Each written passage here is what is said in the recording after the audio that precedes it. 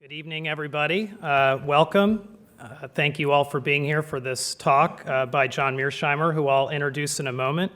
Before I do, I just wanted to acknowledge a few folks that have joined us. Our Dean, Mark Welsh, who just got his own round of applause. Andrew Natsios from the Scowcroft Institute. Next to him is Mr. Royce Hickman, a local community leader. Thank you for joining us. Greg Goss, my boss and department head of International Affairs, and a number of my colleagues from International Affairs, and a number of students from the Bush School. So thank you all for coming. It is my pleasure tonight. I'm John Schuessler, by the way. I am in the Department of International Affairs. I'm an associate professor in that department. But I'm here tonight to introduce our speaker, John Mearsheimer.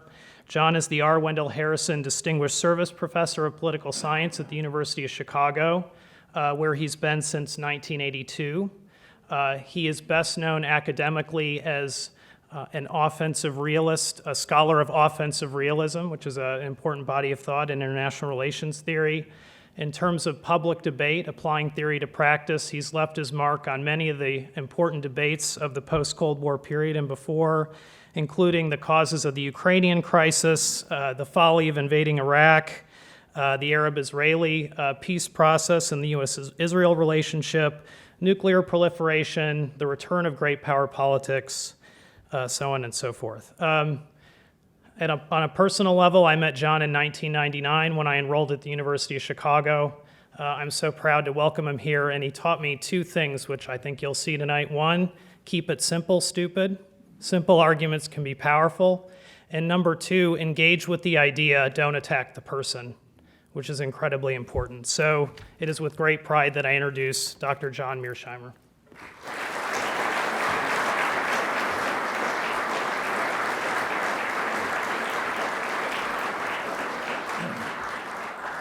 Thank you very much, John, for the kind introduction, and thank you all for the invitation here. I think this is the fourth time I've been to Texas A&M. I always enjoy coming here, despite the fact that it is not easy to get here. I'm thrilled that you all came out to hear me talk. I often tell people that I'm a Marxist at heart, that is to say, a Groucho Marxist, and I would never want to belong to a club that would have me as a member. And for somebody who has that mentality, it's always very humbling when you see people come out to hear you talk, or people read your books and articles and write you and tell you that you've had a profound influence on how they think about the world. It really is humbling. And I'm deeply appreciative that so many people take what I say and what I write seriously. Today what I want to talk about is my new book, The Great Delusion, Liberal Ideals and International Realities. This book came out officially on September 25th, which of course was 2 days ago. It was about 10 years in the making, really 7 years of pretty much straight hard work. And I've spent a lot of time thinking about the ideas in the book, and I'm excited about throwing them out for you to analyze. And when we go to the Q&A, you shouldn't hesitate to come after me, as John alluded to, and as I can tell you, I actually love combat. I love arguing with people, and I love people who think I'm wrong. What could be more boring than to deal with people who think you're a genius, right? So if, as I go along here, I make arguments that you don't understand or you think are just wrong-headed, you should not hesitate to stand up and let me know what you really think. Okay. Basic story. After the Cold War ended, the United States pursued a policy that I called liberal hegemony. And the main aim of that strategy was to remake the world in America's image. The policy has failed miserably. If you look at U.S. foreign policy from the end of the Cold War till now, and especially since 2001, it's marked by a whole series of abject failures. And I'll talk about that at great length. And the $64,000 question is why? Why was there all this optimism in the early 1990s? Why did people think we had the wind at our back and we were going to be able to remake the world in our own image? And today things don't look good at all. What went wrong? And my argument is that to understand what went wrong, you have to understand the relationship between nationalism and realism and liberalism. And I believe, again, that we have followed what is essentially a liberal foreign policy. This is called liberal hegemony. And that it has been defeated at almost every turn by nationalism and realism. Okay? Now, the way I want to proceed is, first of all, I want to talk about what liberalism is. Then I want to talk about what nationalism is. And when I talk about liberalism and nationalism, I'm not going to say anything about international politics, at least in any meaningful way. I just want to give you a sense for what liberalism is. The United States is a thoroughly liberal country. It is a liberal democracy. Both Republicans, who we sometimes refer to as conservatives, are liberals, and Democrats are liberals. I'm using the term liberal in the John Lockean sense of the term. The United States was born as a liberal democracy. The Declaration of Independence, the Constitution, the Bill of Rights, these are thoroughly liberal documents. We are a liberal people, okay? But what exactly does that mean? It's very important that you understand it, because you have to understand what liberalism is to understand liberal hegemony and what went wrong. Then it's very important to understand what nationalism is. John's argument is very simple here. Nationalism is the most powerful ideology on the planet. And in a contest between liberalism and nationalism, nationalism wins every time. And what I want to do is explain to you what liberalism is, what nationalism is, and why nationalism defeats liberalism. Then what I want to do is talk about what liberal hegemony is. What does it mean to say that the United States is interested in remaking the world in its own image? So I'll describe that. Then I want to talk about why we pursued liberal hegemony. And of course, I've tipped you off by telling you that the United States is a thoroughly liberal country, but there's more to the story. Then I want to tell you what our track record is. I want to describe our failures in the Middle East, with regard to NATO expansion in Russia, and with regard to engagement in China. Just talk about the evidence that we goofed. Then I want to talk about why liberal hegemony fails. And this, again, is basically a story about nationalism and realism trumping liberalism. And then I want to make the case for restraint, what I think is a wise foreign policy. Okay? So let me start with what is liberalism. There are two bedrock assumptions that underpin liberalism. One is that it's individualistic at its core. And number two is that there are real limits to what we can do with our critical faculties to reach agreement on first principles or questions about the good life. Now, what exactly am I saying? You have to decide when you think about politics whether you think human beings are first and foremost individuals who form social contracts, or you think that human beings are fundamentally social animals who carve out room for their individualism. Okay? This is very, very important to think about. Right? Liberalism is all about individualism. Liberal theorists are known as social contract theorists because they believe that individuals come together and form social contracts.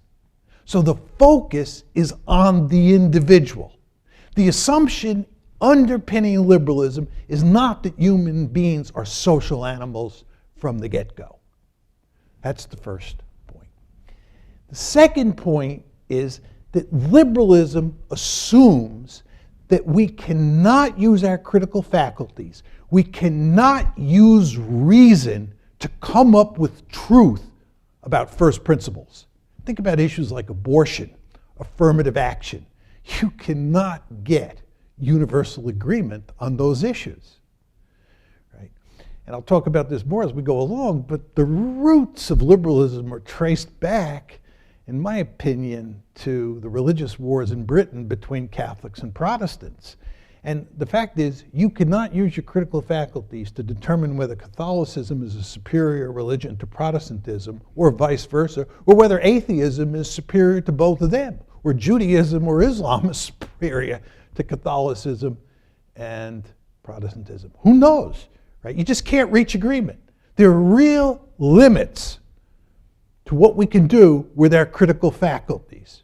Okay, so these are the two bedrock assumptions. One, you focus on the individual, and number two, you accept the fact that you can't reach universal agreement.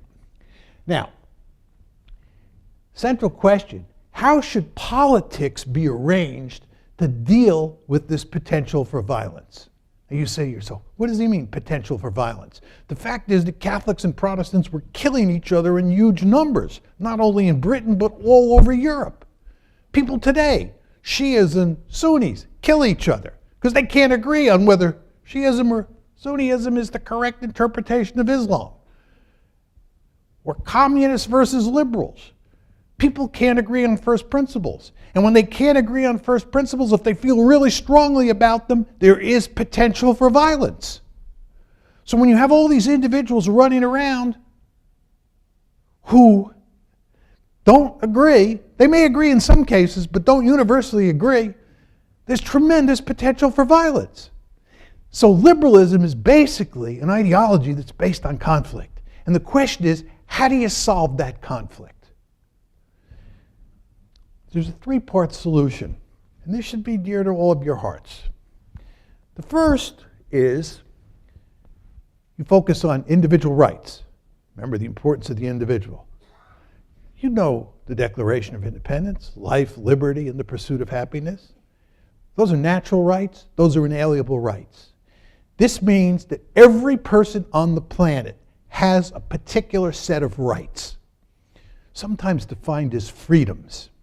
This is to say, you, if you want to be a Protestant, have the right to practice that religion. And if I want to be a Catholic, I have the freedom, I have the right to be a Catholic. The name of the game is to recognize that everybody has these freedoms to choose. This makes perfect sense when you think about Catholics killing Protestants, right? Or Jews killing Muslims, or whatever group you want. Atheists killing believers. Communists killing whatever, right? The point is, you want to focus on the individual and let the individual choose for him or herself what kind of life they want to lead. You want to let them lead as much as possible their version of the good life. And very important, every person on the planet has that right. And let me get ahead of myself here. Just put this seed in your brain. If you focus on individualism and inalienable rights, you go almost automatically from an individualistic ideology to a universalistic ideology, right? Because again, you're focusing on the individual. You're saying every individual has a set of rights, every individual on the planet. That individualistic ideology becomes a universalistic ideology. But we're talking about the individual here. The second is you purvey the norm of tolerance. We talk about tolerance all the time. Universities are really big on tolerance. We're supposed to tolerate opinions that we don't like. You bring in speakers, or you allow speakers to come in who say things that you find reprehensible. Tolerance really matters. But the fact is that tolerance only takes you so far, because you're dealing with people who sometimes are so committed to their beliefs. You know, somebody who believes that abortion is murder is willing to murder a doctor who practices abortion, right? So you need a state. That's the third element of the equation. You need a state that's effectively a night watchman, that makes sure that those people over there who want to live as Protestants don't attack those people who want to live as Catholics, or vice versa. This is the liberal solution. This is what America is all about. Individualism, we talk about it all the time. We talk about rights. Everybody has rights. My kids over the years have always reminded me when I tell them that they have to do X, Y, and Z, that they have rights. And I cannot interfere with their rights. Right? It's the way we're educated from the get-go. And of course, we're a remarkably tolerant people, as societies go. Not completely, but that's, of course, why we have a state, right? You got to have a police force. You got to have a system of courts, right? So that's what liberalism is all about, right? Liberalism focuses on the individual, right? Pervades the norm of tolerance and accepts the fact that you need a night watchman state. Now, let's talk about nationalism. Different animal. Nationalism is based on the assumption that human beings are social animals. We are born and we are heavily socialized into tribes. We are not born in the state of nature. We are not individuals born and left alone in the woods. We are born into groups. We are very tribal. So you see, in terms of starting assumptions or bedrock assumptions, what underpins nationalism, what underpins liberalism, very, very different. And individualism takes a back seat to group loyalty, right? Somebody around the world kills an American. ISIS kills an American. It's fundamentally different than killing a Saudi or killing a Brit, because you're killing one of us. This is the tribe, right? You're an American. Americans look out for other Americans. We're social animals from the get-go. And aside from the family, the most important group, remember I said that you're born into and heavily socialized into particular groups. Putting aside the family, the most important group in today's world is the nation. I'll say more about that in a second. What's nationalism? Here's my simple definition. It's a set of political beliefs which holds that a nation, a body of individuals with characteristics that purportedly distinguish them from other groups should have their own state. Think of the word nation state. Nation state. Nation state embodies what nationalism is all about. It says the world is divided up into these tribes called nations, and each one of them wants its own state. If you think about the world today, just look at a map of the world today. It is completely covered with nation states. Nothing but nation states. If you went back to 1450 and you looked at a map of Europe, there isn't even a single state on that map. Over time, with the growth of the state and then the growth of the nation state, you move to a world that is filled with nothing but nation states. Look at the Palestinians and the Israelis. The Jews who believed in Zionism. What is Zionism all about? It's all about having your own Jewish state. Theodor Herzl, who was the father of Zionism, his most famous book is called The Jewish State, Jewish Nation State. What do the Palestinians want? Two-state solution? Palestinians want their own state. Palestinians are a nation, they want their own state. The planet is filled with nations, many of which have their own state, almost all of which want their own state. Nation state. Right? That's what nationalism is all about. Take it a step further. Nations place enormous importance on sovereignty or self-determination, which is why they want their own state. The Palestinians don't want the Israelis deciding what their politics should look like. Palestinians want their own state. Jews want their own state. Germans want their own state. Americans want their own state because they believe in sovereignty. You saw this with Donald Trump. Remember, Donald Trump ran in the campaign on a platform that he referred to as America First.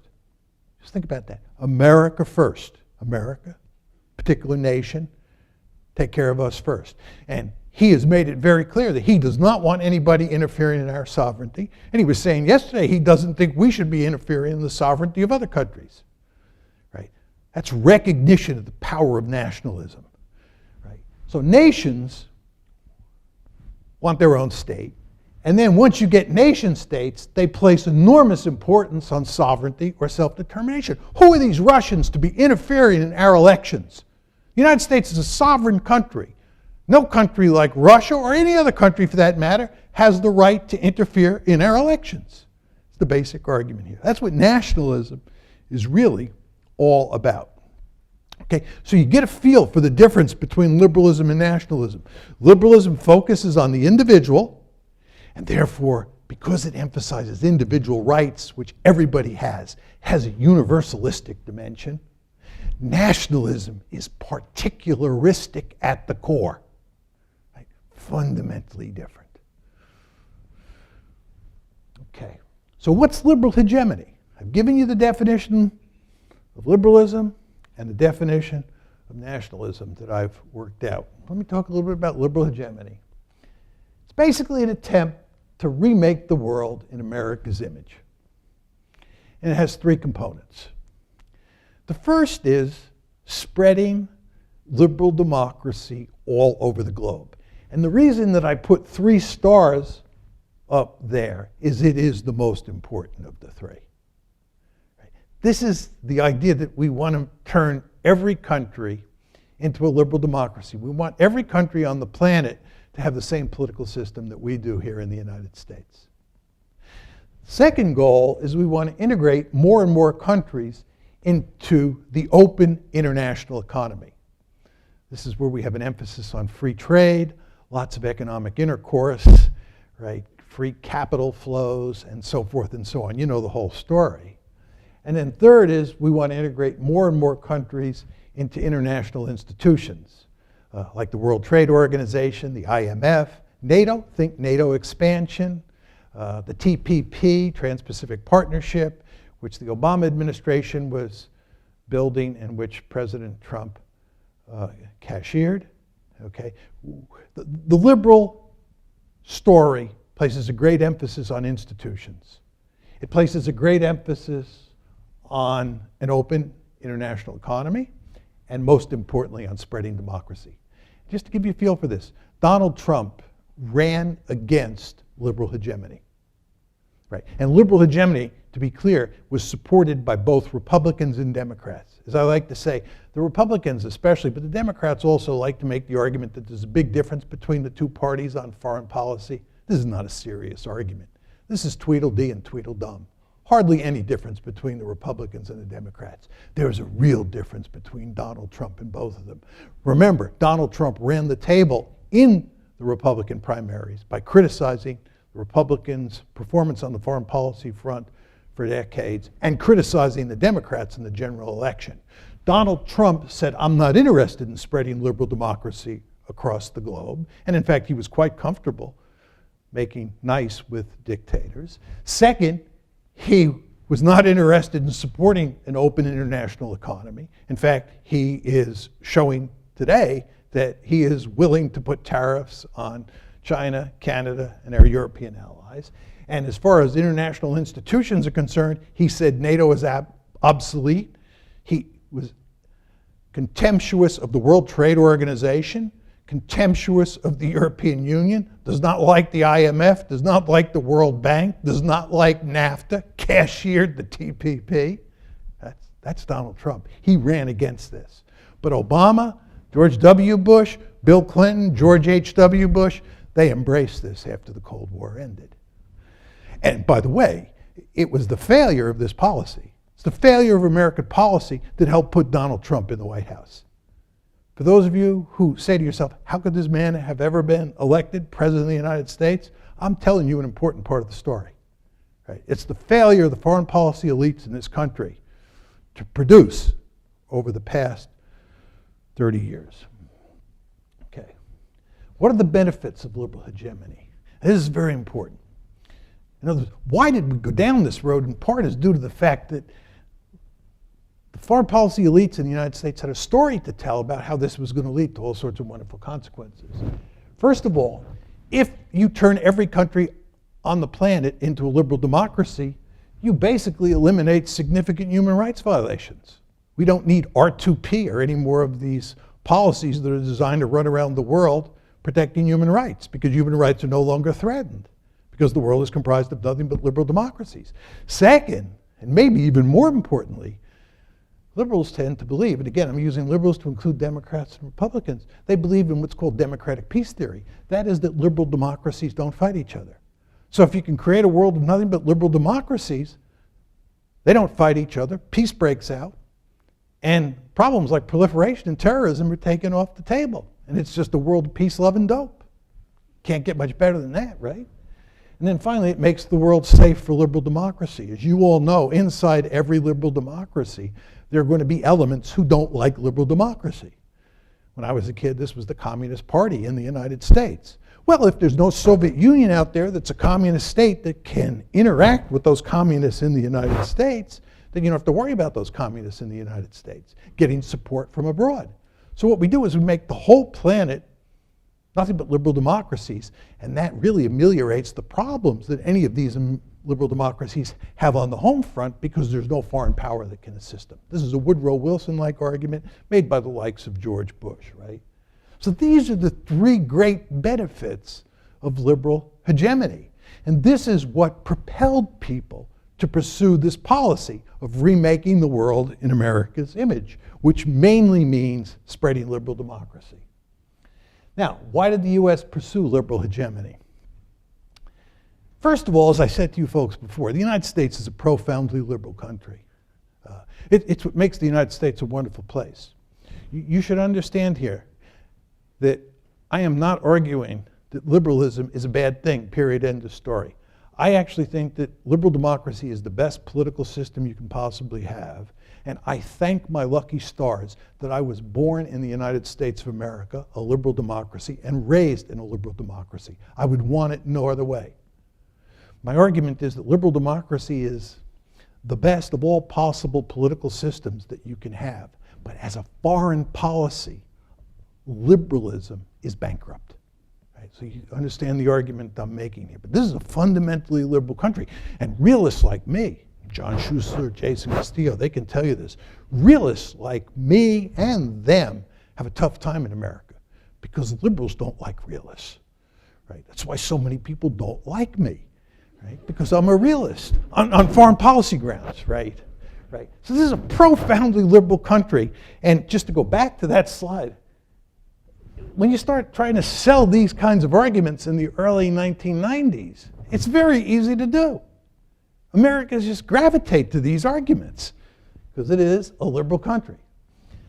Second, American nationalism supplied an unhealthy dose of hubris to the equation. This is a very important part of the story. John told you that nationalism is the most powerful political ideology on the planet. What I'm telling you also, I didn't say this before, but I'll tell you now, the United States is a very nationalistic country. If you go to the library here, University of Chicago, Harvard, you name it, right? There are whole wings of the library that are filled with books about American liberalism. There is probably one shelf worth of books on American nationalism because we never talk about ourselves as a nationalistic country. We are very nationalistic. Let me just say a few words about this. Madeleine Albright, canonical liberal, right, loves liberal hegemony, is famous for saying this: America is the indispensable nation. We stand taller and we see further. This is pure, unadulterated nationalism. America as opposed to the other, right? That America is the indispensable, there's the word, nation. Nation as in nationalism. We are the indispensable nation. We stand taller and we see further. Right? We are superior. You all know we're the city on the hill, right? We have the right, we have the responsibility, and we have the capability to transform countries all around the world into liberal democracies. Right? This is nationalism. So what I'm saying to you here, let me just give you another example. American exceptionalism. You surely all believe in American exceptionalism. And if any of you plan to run for political office in the United States, you better say you believe in American exceptionalism. Andrew Cuomo just got himself in trouble for denying that. And Barack Obama flirted with that argument. And he quickly backed off. Well, if you believe in American exceptionalism, you believe in American nationalism, because exceptionalism is what nationalism is all about, right? So what you have here is a country that is fueled by both nationalism and liberalism, right? So it is hardly surprising that this country is going to go on a rampage and try to remake the world. And then finally, and this is a very important part of my argument, I believe you can only pursue liberal hegemony in unipolarity. The reason is, if you're in bipolarity or multipolarity, you have other great powers to deal with. And you have to act according to the dictates of realism. Right? Bipolarity means two great powers, multipolarity, three or more. Unipolarity, there's only one great power. Well, if there's only one great power, you don't have to worry about great power politics. This is where the United States was at the end of the Cold War. We were Godzilla. We were incredibly powerful relative to everybody else in the system. Tremendous amounts of power. Charles Krauthammer called this the unipolar moment. So here we are, we're incredibly powerful, and we think that liberal democracy is the wave of the future. We think we have the wind at our back. And we think the idea of spreading liberal democracy, given how powerful we are, is going to be easy. And we don't have to worry about balance of power politics. 1991, the Soviet Union disappears. It was a weakling even before it disappeared. China hasn't risen yet. There's nobody else out there. We don't have to worry about the balance of power. So we are free to pursue liberal hegemony. If you're in a bipolar system or a multipolar system, I'm getting way ahead of myself now. Think rise of China, think resurrection of Russian power. Not much room for liberal hegemony. You're talking about balance of power politics. Pivot to Asia, ... You know the story. But here, if you have unipolarity and the sole pole, that's Uncle Sugar, the sole pole is profoundly liberal, right, and profoundly nationalistic, you're off to the races. And that's what happened starting in the early 1990s.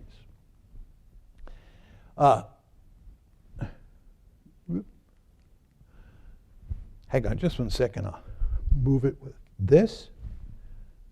Yeah, liberal hegemony's track record. Just want to talk a little bit about this. These are the failures of American foreign policy. Talk about the Bush Doctrine in the greater Middle East, Afghanistan. You think we're going to turn Afghanistan into a liberal democracy? Just a question when we turn it back over to the Taliban. Longest war in American history. Iraq, total disaster, led to the creation of ISIS. Hundreds of thousands of people died. Iran now has significant influence in Iraq. Syria, we played a key role in unsettling the regime in Syria. That's worked out really well. Libya, we played a key role in toppling Colonel Gaddafi from power. That's really worked out very well.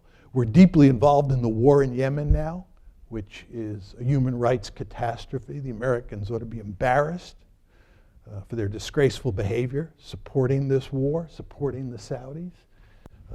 You look at our track record in the greater Middle East, failure after failure. And Donald Trump, to his credit, pointed this out in the campaign. And the American people fully understand this. The elites in this country don't, because they're deeply invested in these wars. But dismal track record.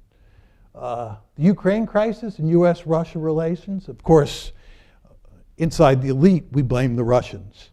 The Americans never blame themselves for anything. But actually what happened here is that the United States decided when the Cold War ended that we would take NATO and we would take the EU and we would march them eastward right up to the border of Russia.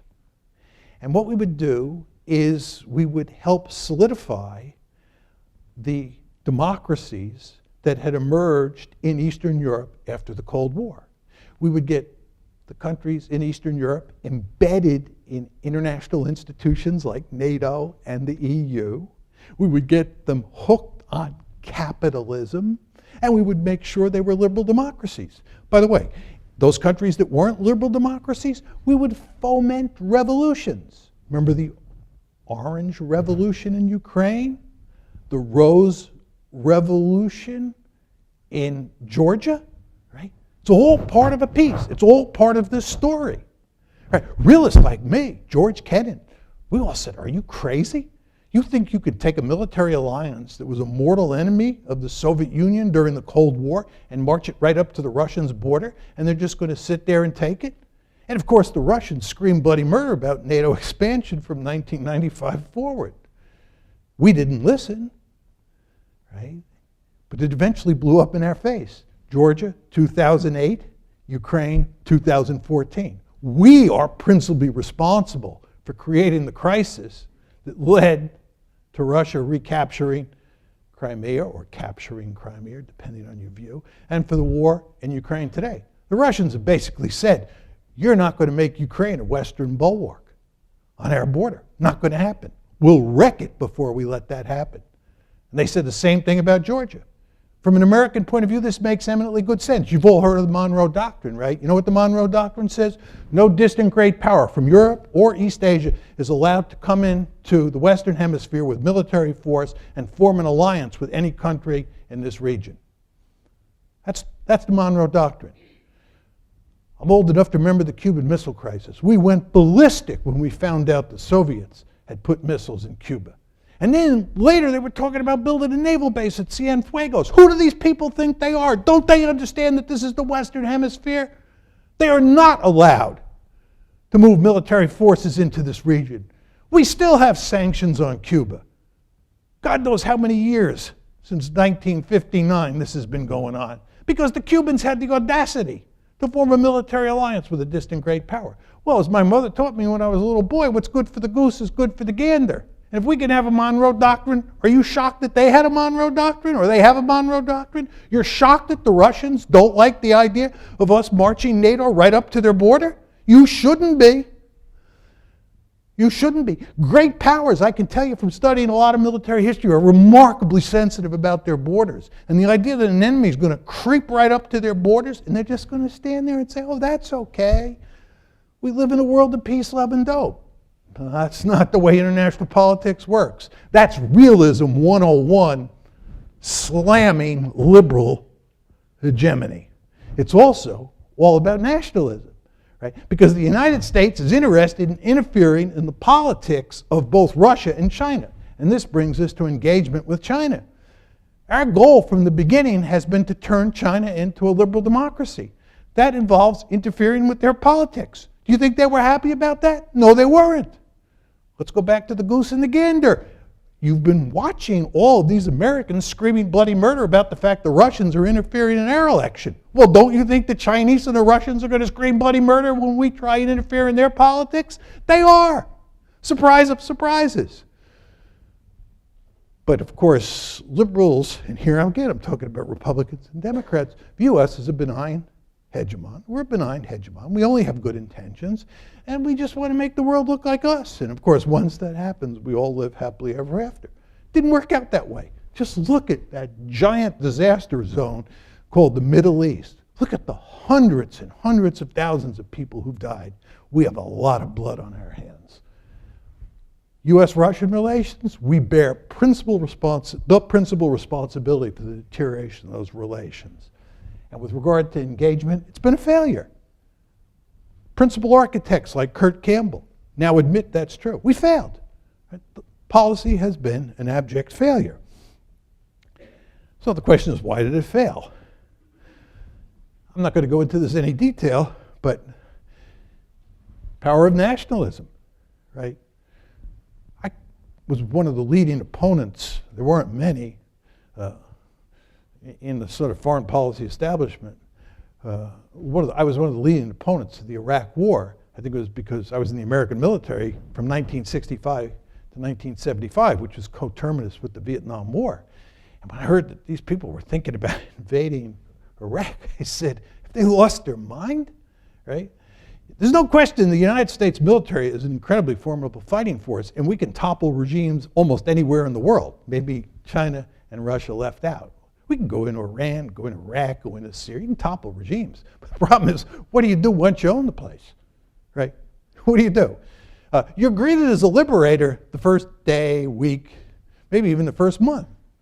right? All sorts of people were glad we got rid of Saddam Hussein. But then we got to stay to do social engineering. And this is a prescription for big trouble. Remember what I told you about sovereignty? Remember what I told you about self-determination? You think the Iraqis wanted us telling them what color toilet paper they could use? I don't think they liked it at all. And we had resistance, serious resistance. You want to wreck Russia? Tell them to invade Ukraine. That'll be pretty. Let them go into Latvia, Lithuania, and Estonia. Let them reestablish the Soviet Empire in Eastern Europe. You think that'll make them more powerful? They'll be up to their eyeballs in alligators. I remember in 1979, the Soviets invaded Afghanistan.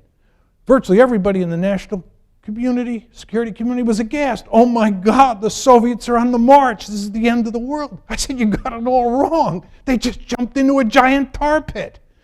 When you're involved in an arms race with a country like the Soviet Union, what you want them to do is go into Afghanistan.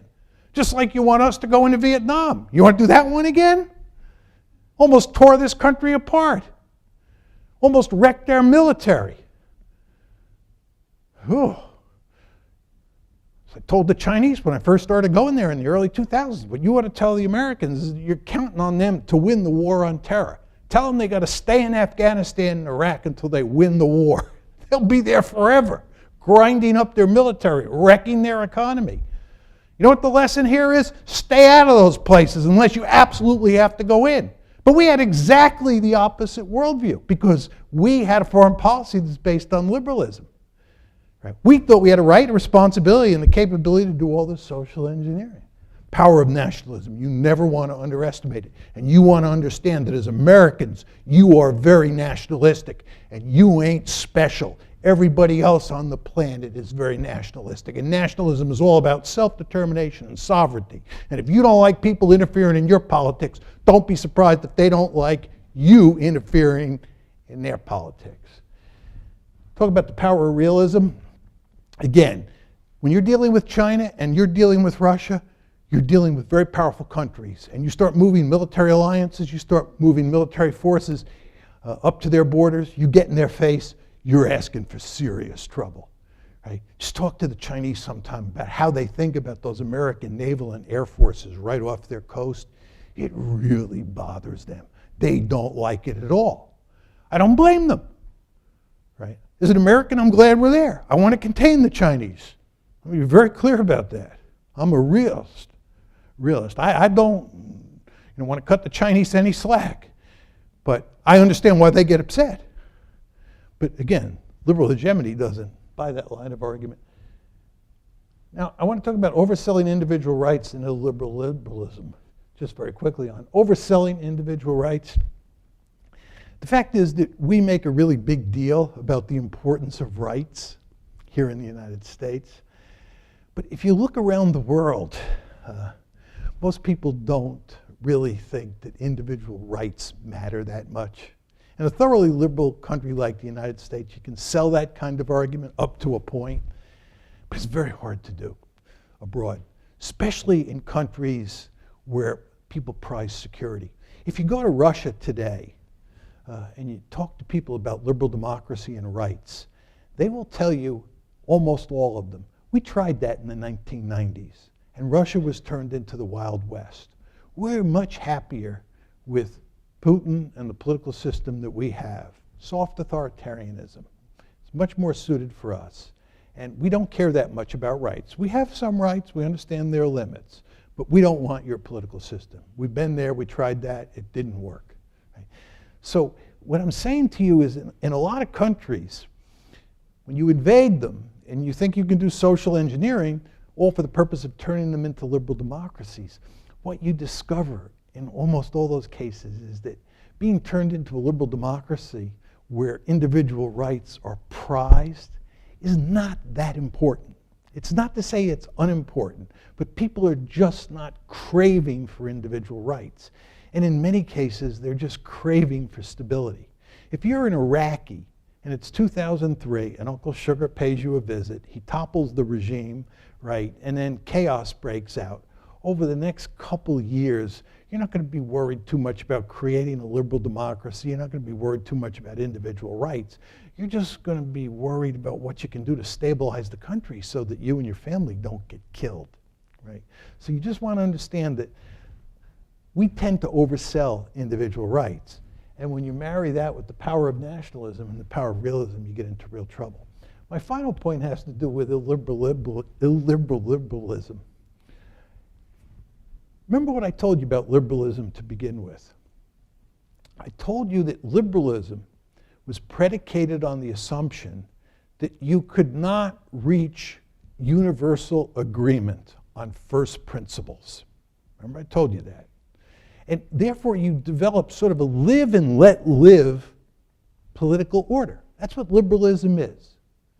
It's a modus vivendi form of politics. You let people decide for themselves. If he wants to be a Protestant, I want to be a Catholic.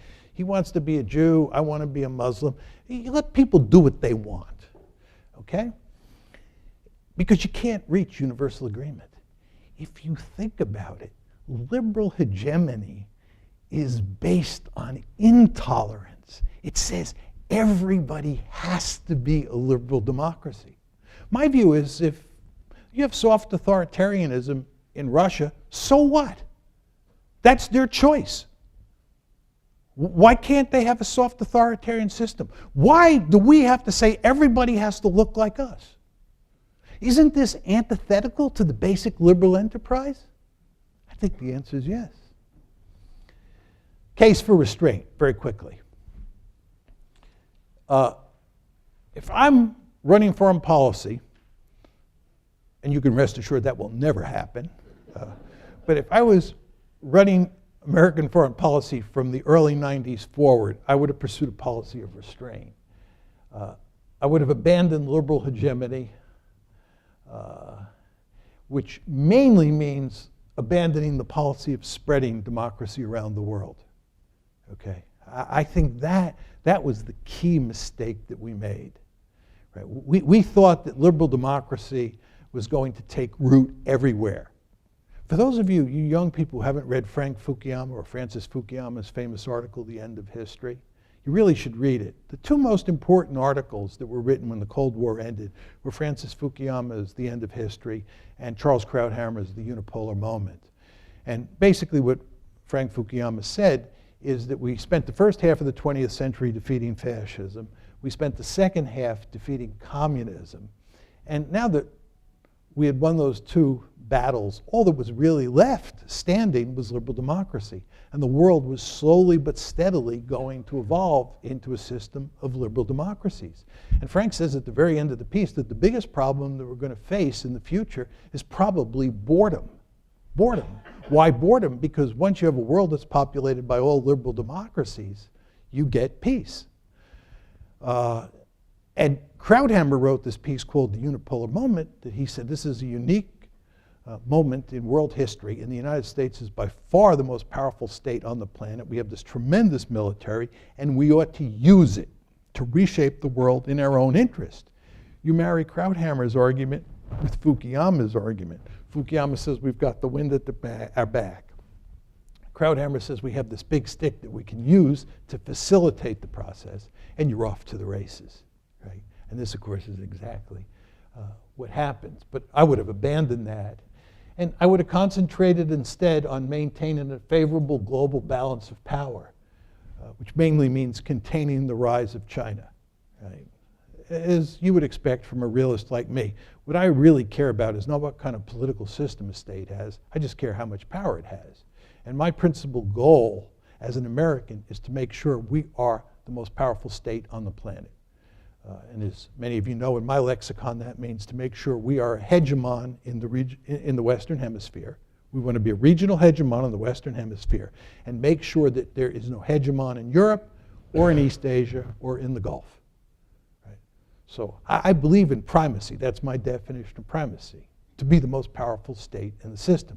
But I'm not interested, to go back to my first point, in spreading liberal democracy. Again, I think liberal democracy is a wonderful thing. If every state in the world was a liberal democracy, I think that would be good for the people who live in those countries. But my view is, because I believe in sovereignty, it's up to them to decide what they want. Final point I want to make to you here on this slide is liberalism abroad leads to illiberalism at home. This is what the founding fathers understood. if you're in a permanent state of war, right, it's going to have consequences for liberalism at home because you're going to create a national security state. And you're going to have a state that spies on people and does all sorts of other things. So I think from a point of view of civil liberties, this foreign policy is bankrupt. Final point, the end of liberal hegemony. You remember what John said to you very early in the talk? I said that you could only have liberal hegemony in unipolarity, because in unipolarity, the sole pole, which is the United States, does not have to worry about great power politics, because by definition, you can't have great power politics when there's only one great power. Well, we are now transitioning out of unipolarity into multipolarity. This is very clearly reflected in a document on the country's national security strategy that the White House issued in December of 2017, and then the Pentagon in January of 2018 issued a similar document on our national security strategy. And both these documents make it clear that multipolarity is here, that unipolarity is over with, and great power politics is what we're going to be mainly concerned with in the future. And that has to do with, one, the rise of China, which I think for all of you young people in the audience will be the most important issue of your lifetime. And then the second issue is the resurrection of Russian power after Putin came to office in 2000. Russia is a declining great power. You don't want to overestimate Russian power, right? China is the real threat to the United States here. But nevertheless, the Russians are back, and the Russians have thousands of nuclear weapons, and they can cause us a lot of trouble, and we are at loggerheads with them over the Ukraine crisis. So we want to pay them serious attention. But what I'm saying to you here is that I think with the coming of multipolarity, liberal hegemony will go away. Now, if I'm wrong and we remain in a unipolar world because the Chinese rise doesn't continue and Russia begins to fall apart again, and we are once again the unipole, then we're back to arguing against liberal hegemony and making the case for restraint. But I don't think that people like me are going to have to make the case for restraint in the future, in large part because of the rise of China. I would say, and this is my concluding point, that I have very mixed emotions about that. On one hand, I welcome the rise of China and the resurrection of Russian power because it means that liberal hegemony is going away. But on the other hand, what it means is that the United States is now facing a potential peer competitor. And I think all things considered, I'd rather have liberal hegemony as a problem to deal with rather than have China and Russia as twin problems to deal with. Thank you.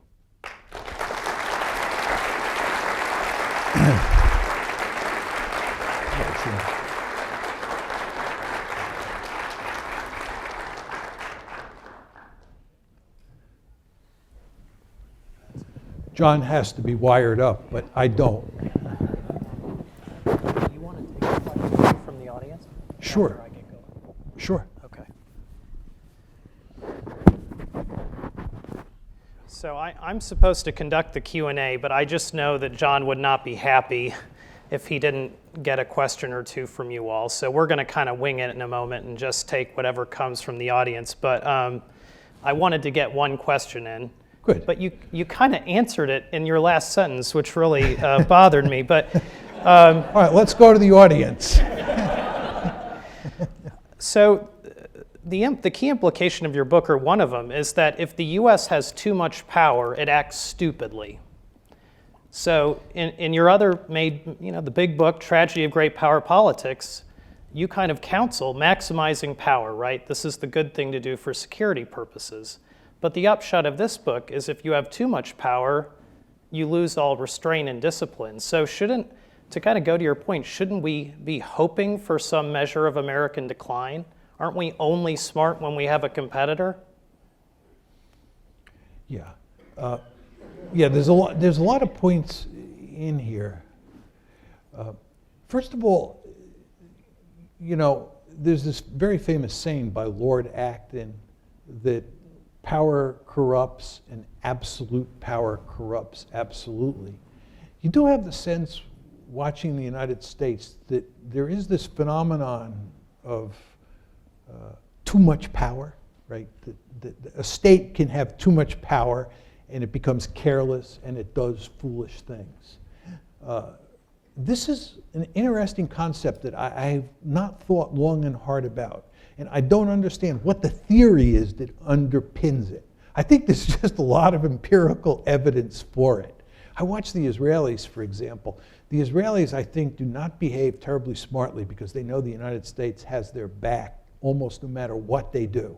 And I think Israel, from its own perspective, would be better off if it didn't have the United States to back it at every turn, because the Israelis can make a mistake and the Americans will pull their chestnuts out of the fire. And if you take the United States of America today, the United States of America is the most secure great power in the history of the world. And you realize from 1990 up until 2014 for sure, right? We were the most secure great power in the history of the world. We're separated from the rest of the world by two giant moats. We have thousands of nuclear weapons, and it's the unipolar moment, which means we have no great power competitors. Really quite remarkable. So we are free, I'm picking up on John's point, we are free to run around the world and do all sorts of stupid things, and it has no consequences. It really doesn't have any great consequences for the United States because we're just so powerful.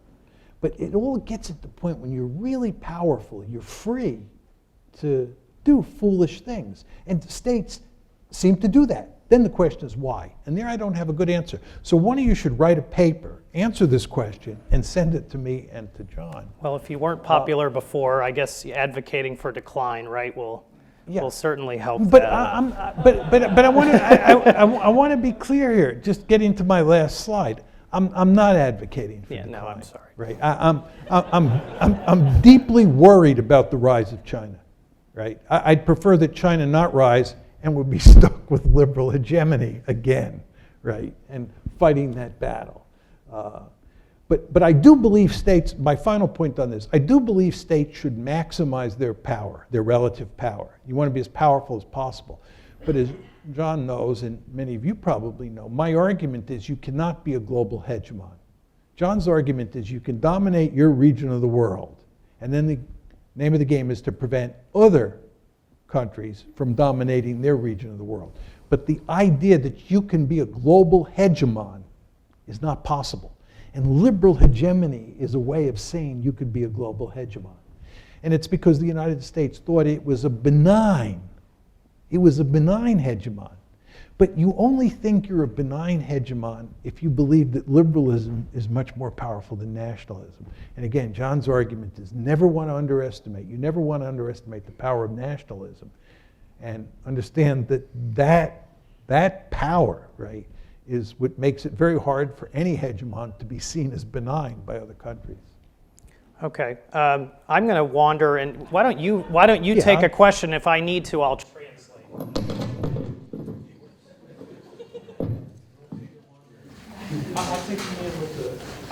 I'll take Greg and then the person right behind. Greg's guys. So, John, two things. You say nationalism is the most powerful force in the world today. But when I look at a place like Afghanistan or Iraq, I don't see a national uprising against an American occupation. I see strong group feelings, but not that are coterminous with the way these borders are drawn. And at least in the Middle East, it seems to me that it's both sub-state identities, like being a Pashtun in Afghanistan, or super-state identities, like being a Shia Muslim, that are animating people's, that are mobilizing people. So if you could talk a little bit about how those identities fit into your notion of nationalism. The second thing is, in some ways, not surprisingly, this is a very structural argument. Unipolarity drives liberal hegemony. It presents an opportunity. It presents an opportunity. But is 9/11 the real driver? Because up until 9/11, we kind of got liberalism in Eastern Europe and changes in Latin America, the things that Fukuyama talked about in the article, without doing much, right? We didn't invade Eastern Europe to make them democratic. They, for all sorts of historical reasons like that, they defaulted to democracy, like Fukuyama talked about. But after 9/11, we decided that places that didn't have that default had to be forced into the default. So how does 9/11 fit into this argument?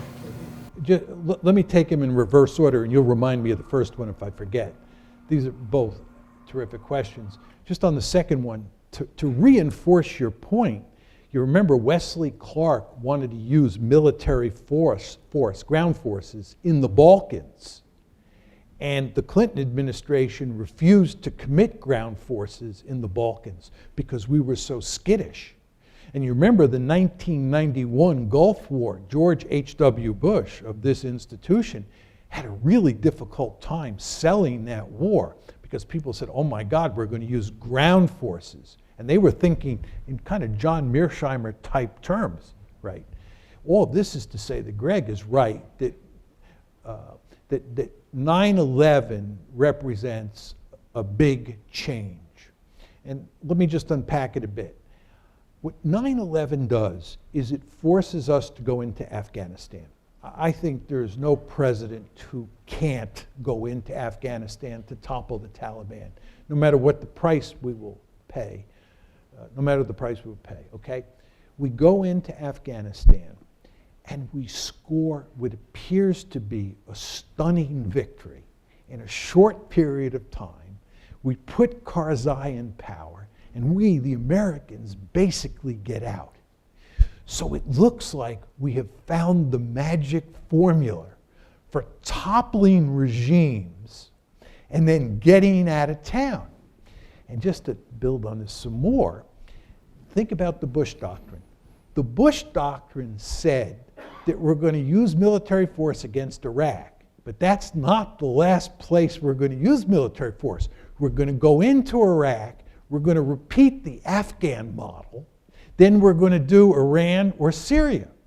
When the Israelis caught wind in early 2002 that we were thinking about doing Iraq after Afghanistan, the Israelis sent a high-level team to the United States to say, are you crazy? Iraq is not the appropriate target. It's Iran.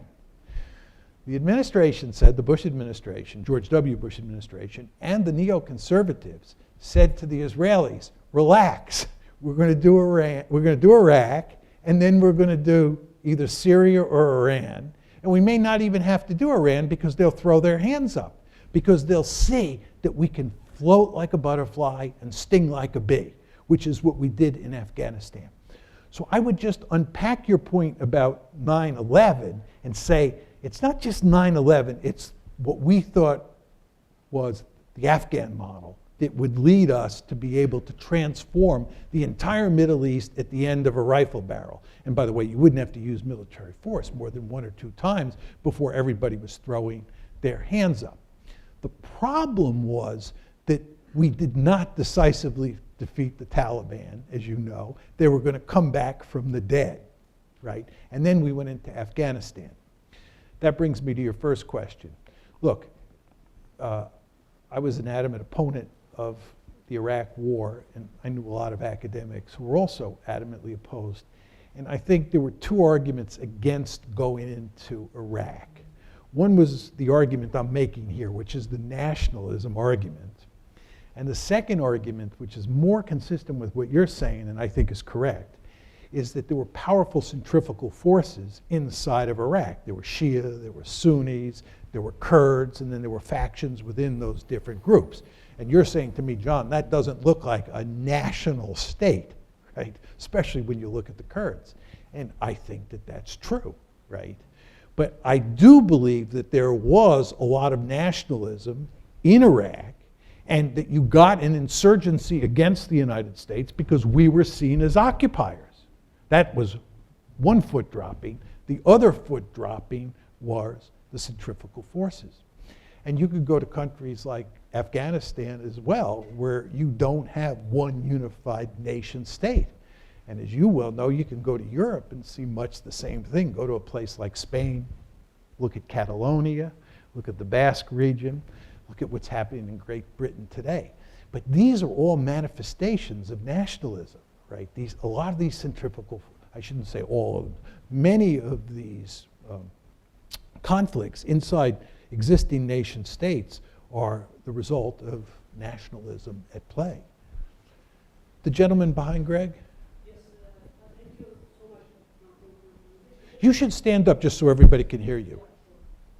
And talk loudly, just so. As a person from Afghanistan, I think I'm like the conclusion that you make is something like I see that the premises don't follow the conclusion, especially like about Afghanistan. In the case of Afghanistan nationalism, is it good to say Afghanistan nationalism in Afghanistan? Well, I think I'm not sure about using nationalism in Afghanistan because the way I see Afghanistan, what he stated, there are four main ethnic groups in Afghanistan, and there was 30 years of war in Afghanistan to make to have a balanced system that to respect these rights of the basic rights of the people.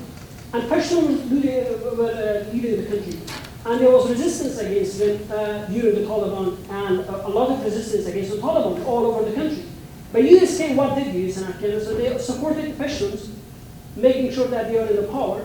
And then they supported Afghan Americans, actually, who were like part of this agenda. They supported to write a constitution where, despite we say the president, I think. You should cut to your point. Yeah, and so what I say, I think the nationalism as saying, okay, we failed because we actually is part of nationalism. I don't see that's like that. Let me ask you a question.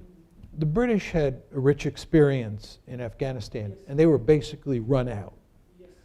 The Soviets, as you know, in the 1980s had a rich experience in Afghanistan, and they were run out. Yes. The Americans have run into tremendous resistance. Is this nationalism? Afghani nationalism? No. What is it then? I think it's more like it's still against Islam because in Afghanistan, like I think resistant part of the youth resistance maybe 10% of the country. It's like 90%. When I look from this, youth actually lost a lot of Afghan allies because supporting one like who supported Taliban at the back stage. I don't see it as a national. Okay, I want to get other questions, but I would just say to you, I think it is nationalism, right? But that's not to say you don't have a fractured nation state, right? You had a fractured nation state in the United States. That's why we fought a civil war, 1861 to 1865. I'm not arguing that these are homogeneous nation states where there's never any disagreement. But I think virtually all groups dislike intensely the idea of a foreign country coming in and occupying them. But we can talk later, just because I want to get other people, okay?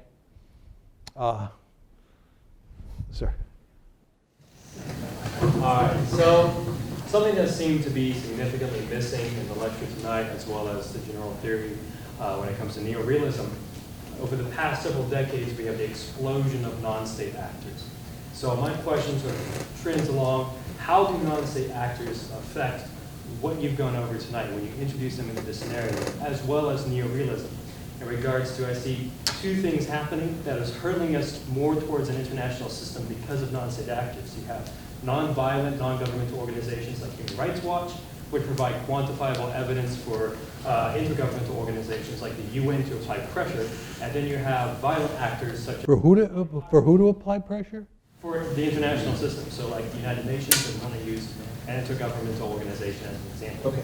And then you have the violent ones, terrorism, obvious example, Somali pirates on the Horn of Africa, which forces international cooperation. So when you introduce non-state actors who are not vying for the balance of power or vying for their own power in the international scheme of things, how does this affect realism? How does it affect what you talked about tonight? Okay. Good question. First of all, realism is a theory that focuses exclusively on great powers. Right? It's a theory about great power politics. And there's no room in realism for non-state actors. And realism, like any theory, doesn't explain everything in the world. It explains, I think, a great deal, but not everything about great power politics, and even politics involving minor states. But it doesn't have much to say about non-state actors. Then the question is, how important do you think non-state actors are? And my view is non-state actors don't matter very much at all. Pirates? Is this a serious concern of mine? No. I think terrorism is a completely overhyped problem. You're more likely to die slipping in your bathtub or choking on a peanut than being killed by a terrorist in the United States. Right? You kind of wonder, what are people thinking? And then you talk about Human Rights Watch. I have great respect for Human Rights Watch. I don't want to diss what Human Rights Watch does. It's the liberal in me. But the idea that these organizations have a lot of influence on international politics, the United Nations is a toothless institution. It's always been a toothless institution.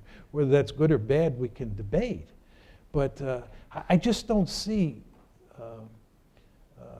non-state actors mattering very much. I'll give you 30 seconds to come back and tell me why I'm wrong. John, I think you have time for one more question, so you might not want to. I'm sorry, but I just don't think we could do rebuttals if you're going to get to any other questions. So, give him 30 seconds. I won't respond to him. I'll let him have the last word. So looking at the past 100 years, we see more and more, while it's not great and we still have an international anarchy, more and more influence of the international system, moving from the League of Nations to the United Nations. Looking into the future, should great power politics and neorealism evolve to accept this greater play that the international system is? You shouldn't ask me a question because I gave you the last word. In the rear, if you could stand up, please. So I have a major disagreement with your thesis because you're pairing liberalism as kind of like the main goal of the American system. Spreading liberalism. Yeah, spreading liberalism. I think the problem with your thesis is that it is not spreading liberalism. That's not the main focus of the American hegemonic system.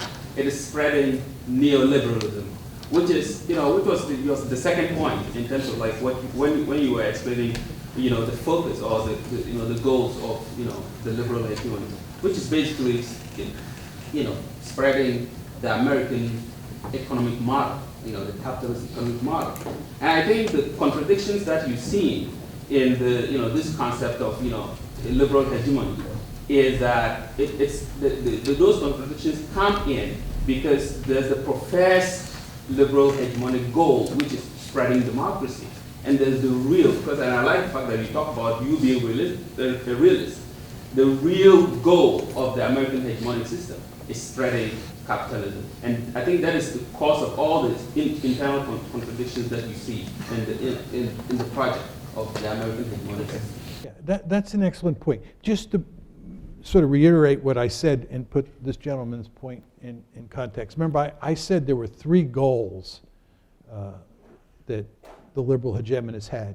The one where I had 3 stars was to spread liberal democracy. And the second was to promote an open economic order. And the third was to get more and more countries incorporated into international institutions, which, by the way, is linked to the second one. Now, this gentleman is basically saying to me, John, all your emphasis on spreading democracy and saying that's the most important goal is wrong. That the most important goal is the second goal, which is sort of what people on the left tend to argue, which is to focus more on economics and say that capitalism and capitalists in the United States, what they really want to do is they want to spread free markets and neoliberalism, to use your rhetoric, for the purpose of making America rich. And of course, many people in the developing world think this has ended up doing enormous damage to their economies and to their countries. And there is a lot of truth in that, for sure. I don't have the time to spell it out here, but I think that you're right that this is very important. I just think you're wrong when you say this is more important than spreading liberal democracy, right? And but I have a difficult time making that argument to you now. To support your point, actually, and contradict my point, if you think about engagement with China, how does engagement with China work, right? Remember, as China begins to rise, you have 2 policy possibilities. One is you can try to contain China. That's the realist view. That's me. Or the liberal view is you engage China. Remember, I had engagement up here. What exactly does engagement mean? When I spell it out, it's more in line with his argument than mine. This is the way it goes. The idea is that if we can get the Chinese hooked on capitalism, and everybody's getting richer and richer, and we can embed them in institutions where they learn to respect the rules, the end result is that they will become a liberal democracy. So if you look at Kurt Campbell's piece, he was a very important policymaker who pushed engagement, right? If you look at his piece and you look at other pieces on engagement, he argues engagement failed because even though we got them hooked on capitalism, we got them incorporated into institutions, we failed to turn them into a liberal democracy. But this is all a way of saying that the principal goal was to turn them into capitalist countries, get them hooked on capitalism, get them into the open international order, and then what would follow is liberal democracy, which is more in line with what you're saying. But I think they're wrong, and I think you're wrong. But I think in the end, there's not a whole heck of a lot of disagreement between us because we do agree that all three of those things go together. And my basic argument is that this enterprise failed. And a lot of it has to do with what you're talking about. There's this book, by the way, I tell people to read it. Sorry, just give me I know, I'm not 10 gonna more say it. seconds. John, every time I talk, I always say, why didn't we leave another hour? But anyway, just very quickly, there's this book, it's called The Globalization Paradox by Donny Roderick, D-A-N-I-R-O-D-R. Donny Roderick, yeah. That people should read, that really sort of talks about how hyperglobalization, apropos your comments about neoliberalism, led to all sorts of bad consequences. Anyway, I wish I had more time, but thank you very much for the excellent questions. Thank you.